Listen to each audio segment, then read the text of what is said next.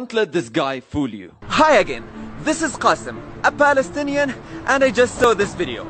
And I want to clarify that yes, we do keep rocks inside the Aqsa Mosque. And yes, we do attack the Israeli police. And yes, we do call for fighting Israel. So, wait, are we terrorists or are we not? Firstly, let's ask ourselves, what is the army doing in the first place inside the premises of Al-Aqsa Mosque? It's a place of prayer, they're not needed. But the reason they are inside is to protect the settlers who are trying to invade the premises of Al-Aqsa Mosque for the sole reason of provoking the Muslims who are praying.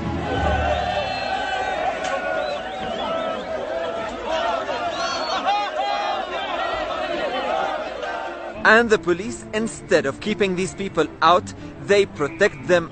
Suddenly the soldiers vacated the mosque without any alert. There are many, dozens of people who were injured from the bombs here and the bullets.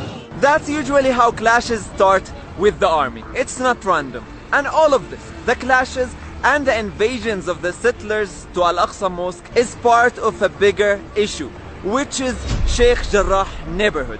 The 500 Palestinians who are facing forced displacement from their houses in a Palestinian neighborhood in Jerusalem, so some settlers can steal these houses and move in, supported by the Israeli government. Jacob, you know this is not your house. Yes, but if I go, you don't go back. So what's the problem? What are you yelling at me? I didn't do this. I didn't do this. But It's easy to yell at me, but I didn't do this. you are stealing my house. And if I don't steal it, someone else is going to steal it. I talked about this issue of Sheikh Jarrah neighborhood in my past video, so I will not go deeper. So, showing this without showing this or that is not fair. But it's okay, because we know that showing this part does not serve your agenda of playing the victim. Look at all the peacemakers of Israel talking about what's happening. None of them are mentioning Sheikh Jarrah neighborhood, which is the most important thing that's happening now, and they're just talking about the result, which is what's happening in Al-Aqsa. If you're watching this and you don't know who settlers are, they are simply extremist Jews who come from different parts of the world to live in illegal settlements of Israel in Palestinian territories. They are the Jews that even Israelis themselves hate for their unethical approach and their illegal existence in the Palestinian territories. Dates, all dates, what you say, In your dream. it's belong to Israel. In your dream. Okay? In your dream. In your dream. Not Palestine, it's finished Palestine. They're the ones who celebrated yesterday the burning of Al-Aqsa Mosque. And they're the ones who celebrated before the burning of Ali Dawabshi, a 2-year-old baby, and his family.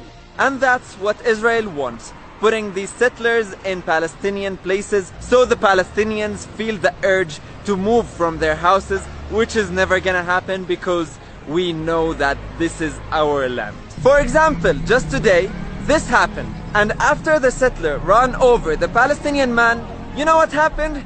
The police came to protect him. Whereas if it was a Palestinian running over an Israeli citizen, he would have been shot on the spot.